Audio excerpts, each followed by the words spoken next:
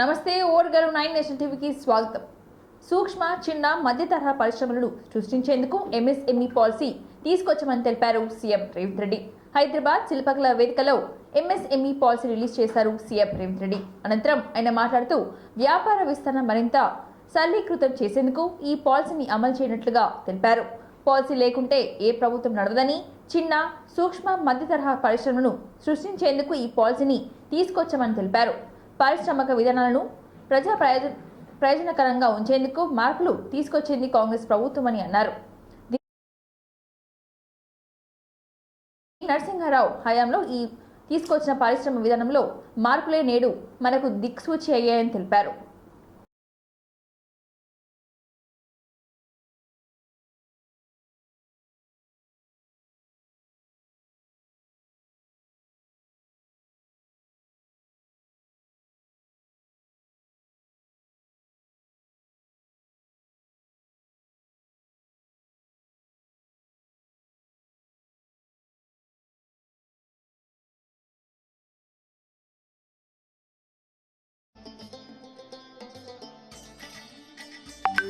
మూసీ అంటే ఒక industrial revolution వచ్చిన ప్రాంతంగా డెవలప్ చేయాలని మూసీ రివర్ డెవలప్మెంట్ ఫ్రంట్ ని ఈరోజు ముందుకు తీసుకొచ్చినాం. దానికోసం కూడా అంతర్జాతీయ కన్సల్టెంట్స్ ను అపాయింట్ చేసినాం. తొందరలోనే హడ్సన్ రివర్ అమెరికాలో ఉన్నట్టుగా, థేమ్ రివర్ లండన్ లో ఉన్నట్టుగా తెలంగాణ రాష్ట్రంలో హైదరాబాద్ నగరంలో మూసీ రివర్ ని డెవలప్ చేసి ప్రపంచంలో పర్యాటకులందరూ కూడా వచ్చి మూసీని చూసే విధంగా, మూసీ అంటే ఒక అద్భుతం మ్యాన్ మేడ్ వండర్ అనే విధంగా తీర్చిదిద్దాలి అని చెప్పి ఈ రోజు మా ప్రభుత్వం నిర్ణయాలు తీసుకొని ముందుకు వెళ్తున్నది. ఎన్ని ఆలోచనలతోని జమిలి ఎన్నికలకు మోడీ నేతృత్వంలో కేంద్ర మంత్రి మండలి ఆమోదం తెలిపిన విషయం తెలిసిందే. జమిలి ఎన్నికల సాధ్య సాధనలను పరిశీలించేందుకు భారత మాజీ రాష్ట్రపతి రామ్నాథ్ కోవింద్ నేతృత్వంలోని ఏర్పాటైన కమిటీ సమర్పించిన నివేదికకు కేంద్ర కేబినెట్ గ్రీన్ సిగ్నల్ ఇచ్చింది. వన్ నేషన్ వన్ ఎలక్షన్ కు సెంట్రల్ కేబినెట్ అప్రూవల్ ఇవ్వడంతో ఈ ఇష్యూ దేశంలో ప్రస్తుతం హాట్ టాపిక్ గా మారింది. ఈ క్రమంలో జమిలి ఎన్నికలపై MIM chief Hyderabad MP Asaduddin Owaisi స్పందించారు. ట్విట్టర్ వేదికగా రియాక్షన్ ఇచ్చారు ఓవైసీ. జమిలి ఎలక్షన్ కు తీవ్రంగా వ్యతిరేకించారు. వన్ నేషన్ వన్ ఎలక్షన్ ఎన్నికల విధంగా ఫెడరలిజాన్ని నాశనం చేస్తుందని, రాజ్యాంగం యొక్క ప్రాథమిక నిర్మాణంలో భాగ్యమైన ప్రజాస్వామ్యాన్ని కూని చేస్తుందని మండిపడ్డారు. వన్ నేషన్ వన్ ఎలక్షన్ విధానాన్ని నేను స్థిరంగా వ్యతిరేకించానని, ఎందుకంటే ఇది కొత్త సమస్యను కొని తెచ్చుకోవడం. జమిలి ఎన్నికల విధానం ఫెడరలిజాన్ని నాశనం చేస్తుంది.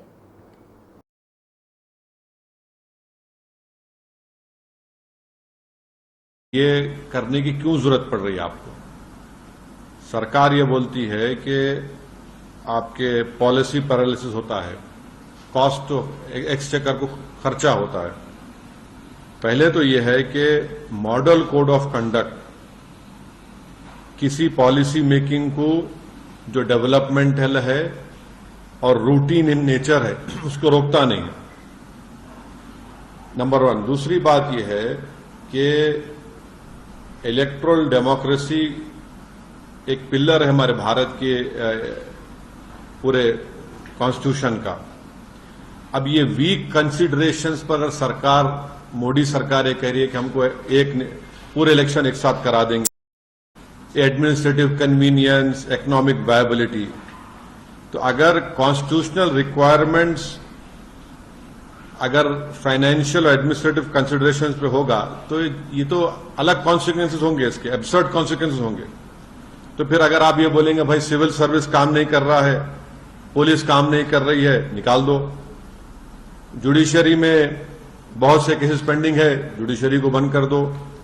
तो ये ऐसा नहीं हो सकता है. इसीलिए ये जो वन नेशन वन इलेक्शन की बात नरेंद्र मोदी 2019 से कर रहे हैं, 2019 में जब उनको दोबारा कामयाबी मिली तो उस वक्त ऑल पार्टी मीटिंग हुई थी पार्लियामेंट की, लोकसभा की लाइब्रेरी में.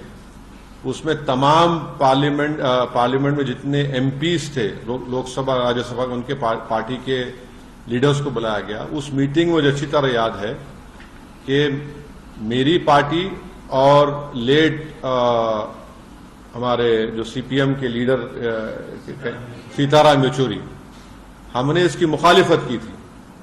तो नरेंद्र मोदी का पूरा गेम प्लान यही है कि नेशनल पार्टीज रहे और दूसरे तमाम रीजनल पार्टीज, छोटे पार्टीज हमेशा के लिए खत्म हो जाएं।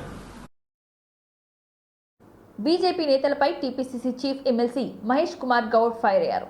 దేవుళ్ల పేర్లు చెప్పి ఓట్లడిగే బిచ్చగాళ్లు బీజేపీ నేతలని ఘాటైన విమర్శలు చేశారు. కాంగ్రెస్ అగ్రనేత, లోక్సభ ప్రతిపక్ష నేత రాహుల్ గాంధీపై బీజేపీ నేతలు చేసిన అనుచిత వ్యాఖ్యలను వ్యతిరేకించిన హన్మకొండలోని కాంగ్రెస్ నేతల ఆందోళన చేపట్టారు. హన్మకొండ జిల్లా కాంగ్రెస్ అధ్యక్షుడు ఎమ్మెల్యే నాయని రాజేందర్ రెడ్డి ఆధ్వర్యంలో చేపట్టిన ఈ ధర్నా కార్యక్రమంలో మహేష్ కుమార్ గౌడ్ పాల్గొన్నారు. ఈ సందర్భంగా ఆయన మాట్లాడుతూ బీజేపీ నాయకులు టెర్రరిస్టుల వ్యవస్థలని విమర్శించారు. కులాలు, మతాల పేరుతో బీజేపీ చిచ్చు పెడుతుందని తెలిపారు. దేశ భద్రతకు భంగం కలిగేలా మాట్లాడుతున్నారని నిప్పులు చెరిగారు. దేశ మాజీ ప్రధాని ఇందిరాగాంధీ ఎందుకు చనిపోయారో దేశానికి తెలియదా అని ప్రశ్నించారు. గాంధీ కుటుంబం గురించి, వాళ్ళ త్యాగం గురించి మొత్తం దేశానికి తెలుసని బీజేపీ నేతల వ్యాఖ్యలకు కౌంటర్ ఇచ్చారు. రాహుల్ గాంధీపై బీజేపీ నేతలు చేసిన వ్యాఖ్యలను వెంటనే వెనక్కి తీసుకోవాలని డిమాండ్ చేశారు.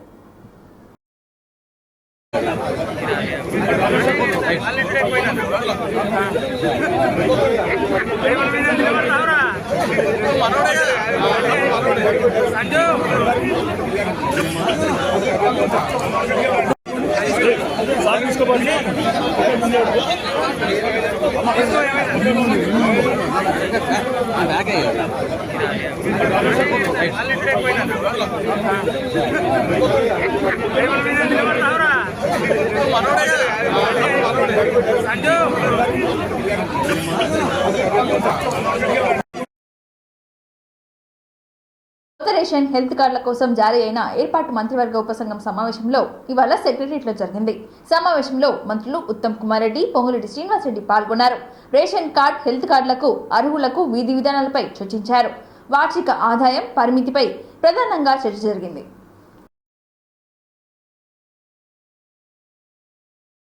రేషన్ కార్డు, హెల్త్ కార్డు విషయంలో మొత్తం విషయాన్ని పరిశీలించి విధి విధానాలు ఏ విధంగా మరి ఇవ్వబోతున్నామో దాన్ని ఫైనలైజ్ చేయమని చెప్పి మాకు మ్యాండేట్ ఇవ్వడం జరిగింది. మేము గతంలో 3 మీటింగ్ చేసుకున్నాం, ఇది 4వ మీటింగు. మరికొన్ని విషయాలు మేము డిస్కస్ చేయడం జరిగింది. మేము ఇంకొక మీటింగ్ తర్వాత ఈ నెలాఖరి వరకు మొడాలిటీస్ ఫైనలైజ్ చేస్తాం. అక్టోబర్ నెలలో ఈ అప్లికేషన్స్ తీసుకునే ప్రక్రియ మొదలవుతుంది. అప్లికేషన్ నెలలో కార్డు కూడా ఇవ్వడం జరుగుతుంది. అయితే జరుగుతున్న విషయం ఏందో కొన్ని మీకు బ్రీఫ్ గా డీటెయిల్స్ చెప్తాను. Next slide. ఇప్పుడు తెలంగాణలో ఉమ్మడి ఆంధ్రప్రదేశ్ లో తెలంగాణకున్న జిల్లాల్లో అప్పుడు 91 లక్షల కార్డులు ఉండే 91,68,231 కార్డు. దానికి బెనిఫిషియరీ మెంబర్స్ 3,38,00,000 మంది. సరే, ఆ తర్వాత కొంతమంది ఆంధ్రాకి పోయింది, కొంత మైగ్రేషన్ అయింది, అటు అయింది. కొన్ని విషయాలు సెటిల్ అయిన తర్వాత తెలంగాణ ఏర్పడిన తర్వాత రేషన్ కార్డ్స్ స్ట్రెంత్ ఇప్పుడు 89,21,907 కార్డులు. అదేవిధంగా ఈ కార్డుల ద్వారా డిలీట్ చేసిండ్రు. రేషన్ తీసుకోకుండా రేషన్ కార్డు కోసం కొంత ఆసక్తి, ఎందుకంటే దానివల్ల ఆరోగ్యశ్రీ, హెల్త్ విషయాలు ఉంటాయని చెప్పి చాలా మంది ఉండడంతో మేమేమనుకున్నామంటే రేషన్ కార్డు రేషన్కి, హెల్త్ కార్డు హెల్త్కి, ఇది విడివిడిగా ఇష్యూ చేయాలనే ఉద్దేశంతో మేము ముందుకు పోతున్నాము. Okay, next. ఇప్పుడు కరెంట్ స్టేటస్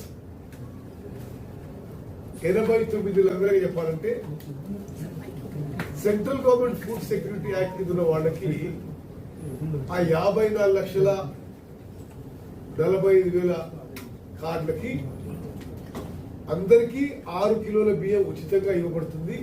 అందులో 5 కిలోలు కేంద్రం నుంచి, 1 కిలో రాష్ట్రం నుంచి ఇవ్వబడుతుంది.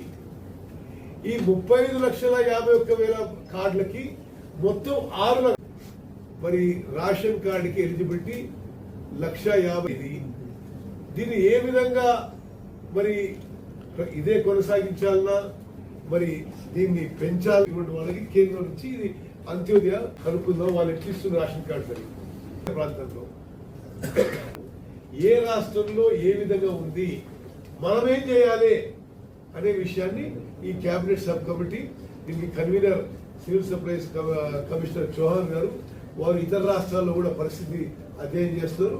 ఇంకా నెక్స్ట్ మీటింగ్ లో అన్ని ఫైనల్ స్టేజ్కి వస్తాయి. నెక్స్ట్ ఇది కేబినెట్ సబ్ కమిటీ గురించి మీకు చెప్పిన. నెక్స్ట్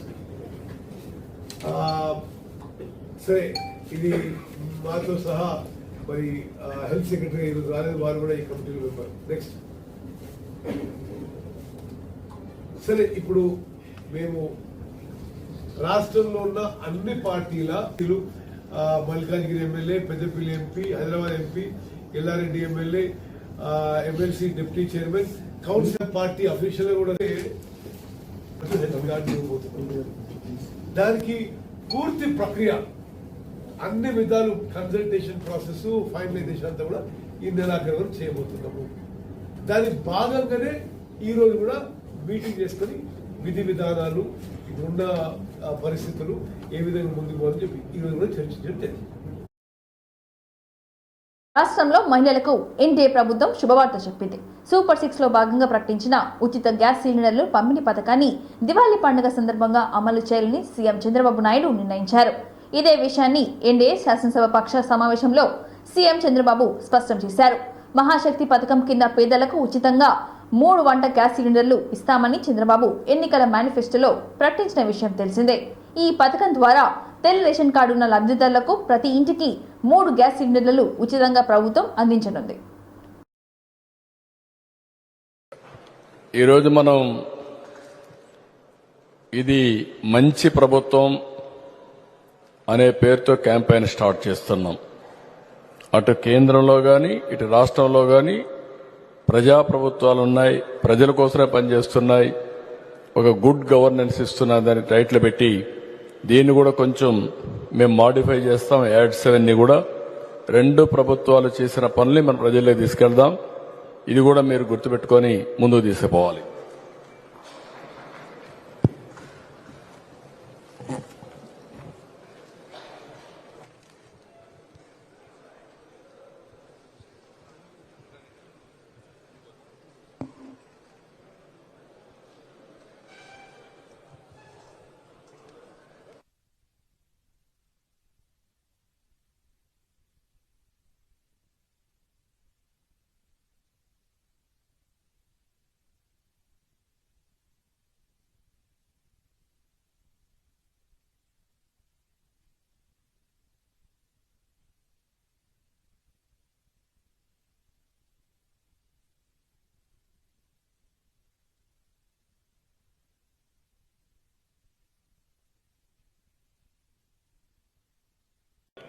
మరొక కార్యక్రమానికి ఏదైతే గ్యాస్ ఇస్తానో, ఉచిత గ్యాస్ ఇస్తానో దీపావళికి శ్రీకారం చుడుతున్నాం. మొదటి గ్యాస్ కనెక్షన్ ఆ రోజు ఇస్తాం, దానికి కూడా శ్రీకారం చుడతాం. మిగిలిన మనం చెప్పినట్టు సంక్షేమ కార్యక్రమాలన్నీ కూడా 1 by 1 చేసుకుంటూ ఇంకో పక్క అభివృద్ధి కార్యక్రమాలను కూడా స్ట్రీమ్ లైన్ చేసి ఘాట్లో పెట్టే పరిస్థితి వస్తుంది. ఇవన్నీ చేస్తాం. ఇన్ని సంవత్సరాలైనా ఆయన ఓపిక నన్ను ఆశ్చర్యపరుస్తుంది. అసలు ఆయన మనసు, మైండ్ నిరంతరం పనిచేస్తూనే ఉంటుంది. ఇందాక మన క్యాబినెట్ మీటింగ్లో కూర్చున్నప్పుడు అసలు ఈయనకి ఓపిక ఎక్కడి నుంచి వస్తుంది అని అర్థం కాదు. విపరీతమైన ఓపిక, కాన్స్టెంట్గా బ్రెయిన్ తిరుగుతూనే ఉంటుంది, సొల్యూషన్స్ ఇస్తూనే ఉంటుంది. అనుభవజ్ఞులైన అధికారులకు కూడా ఆయన దిశానిర్దేశం చేయగలరు. ఈ పాయింట్లో తప్పుంది, మీరు ఇలా చేయండి, ఇలా ఆలోచించండి. అలాంటి దాంతోపాటు శారీరకంగా ఆయన పడే కష్టం ఓ 25 ఏళ్ల యువకుడు కూడా కష్టపడ్డాడు. మనసు మేధస్సుతోటి నలుగుతూ శరీరాన్ని కూడా అంత కష్టపెట్టడం అంటే నాకు అది నిజంగా మొన్న ఆయన మన వరదలు వచ్చినప్పుడు అసలు ఆయన పడ్డ కష్టం కొంతమంది అనుకోవచ్చు ఆయన దిగాల్సింది ఏముంది అని. ఆయన నడిచి చూపిస్తున్నారు. బాధ్యత గల వ్యక్తి ఎలా ఉంటారో ఆయన చేసి నడిచి చూపించారు. ఆయన అంటే ఎందుకు చూపించాల్సి వచ్చిందంటే కూడా అధికార యంత్రాంగంలో మందకొడితనం వచ్చేసింది. అంటే పనులు చేయకపోతే, ప్రాక్టీస్ చేయకపోతే ఏమైపోతుంది? మందకొడితనం వచ్చేస్తుంది. ఒకసారి అంగానికి ఆయన దిగారు. ఆయన అసలు ఆయనకు అవసరం లేదు. ఈ ప్రపంచంలో కూడా మీరు చెప్పండి, 9/11 ఇన్సిడెంట్ జరిగితే జార్జ్ బుష్ వచ్చి కూర్చోలేదు అక్కడ న్యూయార్క్లో. రుడి గులియాని ఆయన న్యూయార్క్ సిటీ మేయర్ కూర్చున్నాడు అక్కడ. ఆయన అందరూ విమర్శిస్తుంటే నాకు ఒకటే ఆలోచన వచ్చింది. అన్ని స్థానిక సంస్థల్లో వైసీపీ నాయకులే కదా మీరందరూ, మేయర్ కానీ సభ్యులు కానీ అన్ని పాలనా వ్యవస్థలు అన్నిట్లో కూడా it is nothing but YCP. 70% పంచాయతీల్లో వాళ్ళే, అన్ని స్థానిక నగర పంచాయతీల్లో మనకి అన్ని నగరపాలికలు అన్ని సంస్థలు కూడా వాళ్ళే. అసలు విజయవాడలో ఉన్న మేయర్ ఏమైపోయి ఫస్ట్ సిటిజన్ అంటాం, మొదటి ప్రథమ పౌరుడు అంటాం కదా విజయవాడకి. వాళ్ళకి బాధ్యత లేదా? వైసీపీకి బాధ్యత లేదా? ఎంతసేపు ఆయన విమర్శించడమేనా? నాకు అనిపించింది అసలు పంచాయతీలు కానీ స్థానిక సంస్థల్లో ఉండే వైసీపీ సభ్యులు కానీ ఏమైపోయారు? కష్టాలు వచ్చినప్పుడు అందరం కలిసి కట్టుగా ఉండాలి, కానీ తర్వాత కొట్టుకుందాం. ప్రజలు కష్టాలు ఉన్నప్పుడు అప్పుడే మాట పెట్టుకుంటాం. వాళ్ళకి అన్నం పెడతామా, ఆదుకుంటామా, లేదంటే వాళ్ళని కూర్చోబెట్టి తిడతామా పక్కన సహాయపడేవాళ్ళని. బురదలోకి దిగి, నీళ్ళల్లోకి దిగి ఆయన ఒకవైపు నడుస్తూ ఉంటే ఆయన అభినందించాల్సింది పోయి ఆయనకి పక్కన మనం కూర్చోబెట్టి ఒక మాట అనుకుని ఉంటే చాలు చేసే వ్యక్తిని. ఆ రోజున ఆయన పడ్డ కష్టం నాకు నిజంగా నాకు గుండె చెమర్చింది. మీరు ఆ రోజు ఇచ్చింది, వరదలు ఇచ్చింది, గౌరవ ముఖ్యమంత్రి గారు చెప్తాం, మీరు చాలా చాలా వరదలు ఉన్న ప్రజలే కాదు సార్, మీరు ఒక అధినేత ఎలా ఉండాలి, ఒక ప్రభుత్వాన్ని నడిపే అధినేత ఎలా ఉండాలి మీరు దేశానికి చూపించారు చంద్రబాబు గారు. మనస్ఫూర్తిగా ఇన్స్పైర్డ్ అస్. మీకు మాటలు పట్టడం కొత్త కాదు, కానీ మీరు చేసే మంచి పనుల్ని, మీరు చేసే ఈ కష్టాన్ని మేమందరం గుర్తించి మేము మీతో అండగా ఉంటాం. బాధితులను ఆదుకునేందుకు 2 ప్రభుత్వాలు పలు చర్యలు తీసుకుంటున్నాయి. అలాగే వివిధ రంగాలకు చెందిన పలువురు ప్రముఖులు కూడా వరద బాధితులను ఆదుకునేందుకు ముందుకొచ్చారు. తాజాగా కుమారి ఆంటీ ముఖ్యమంత్రి సహాయ నిధికి 50,000 రూపాయల విరాళం అందజేశారు. కుమారి ఆంటీ తన కుమార్తెతో కలిసి సీఎం రేవంత్ రెడ్డికి అందజేశారు. తాజాగా కుమారి ఆంటీ ముఖ్యమంత్రి సహాయ నిధికి 50,000 విరాళం అందజేశారు. ఈ సందర్భంగా రేవంత్ రెడ్డి కుమారి ఆంటీని ఘనంగా సన్మానించారు. ఆమెకి శాల్వా కప్పి ధన్యవాదాలు తెలిపారు. కాగా కొన్ని నెలల క్రితం ట్రాఫిక్ క్లియరెన్స్ లో భాగంగా కుమారి ఆంటీ ఫుడ్ స్టాల్ ను పోలీసులు తొలగించారు. దీంతో ఆమె హోటల్ బిజినెస్ బాగా దెబ్బతింది. అయితే సీఎం రేవంత్ రెడ్డి స్వయంగా జోక్యం చేసుకొని మరి కుమారి ఆంటీ ఫుడ్ స్టాల్ ను ఓపెన్ చేయించారు.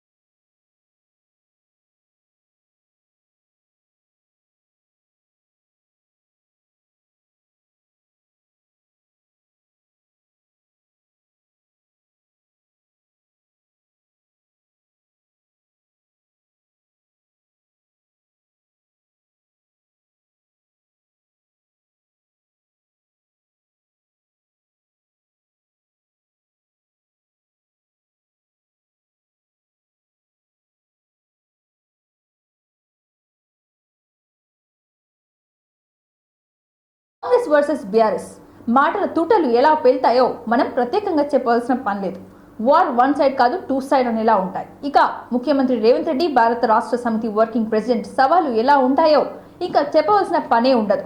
ప్రస్తుతం వీళ్ళిద్దరి మధ్యనే మాటల యుద్ధం తీవ్ర స్థాయిలో కొనసాగుతుంది. ఏ విషయంపైనైనా వీళ్ళిద్దరూ హోరాహోరీగా సవాలు చేసుకుంటారు. ప్రస్తుతం కేటీఆర్ రేవంత్ రెడ్డి మధ్య మాటల యుద్ధం తీవ్ర స్థాయికి చేరుకుంది. ఒకరిపై ఒకరు విపరీతమైన భాషలో విరుచుకుపడుతున్నారు. ప్రతిరోజు ఇద్దరి మధ్య ట్వీట్ల వార్ కొనసాగుతుంది. అసెంబ్లీలోని అదే కొట్లాట, రాజకీయంగానూ అదే పోట్లాట. రాజకీయంగా 2 విభిన్న పార్టీలు రాష్ట్రంలో అధికార ప్రతిపక్ష పార్టీలు, ఇటు ముఖ్యమంత్రి రేవంత్ రెడ్డి, అటు ప్రతిపక్ష పార్టీ నేతగా కేటీఆర్ డైలీ ఏదో విషయంపై స్పందిస్తూ ఉంటారు. గతంలో కంటే రేవంత్ రెడ్డి ముఖ్యమంత్రి అయినప్పటి నుండి ఇద్దరి మధ్య తీవ్ర రాజకీయ యుద్ధం నడుస్తుంది. అలాంటి పరిస్థితిలో ఎప్పుడు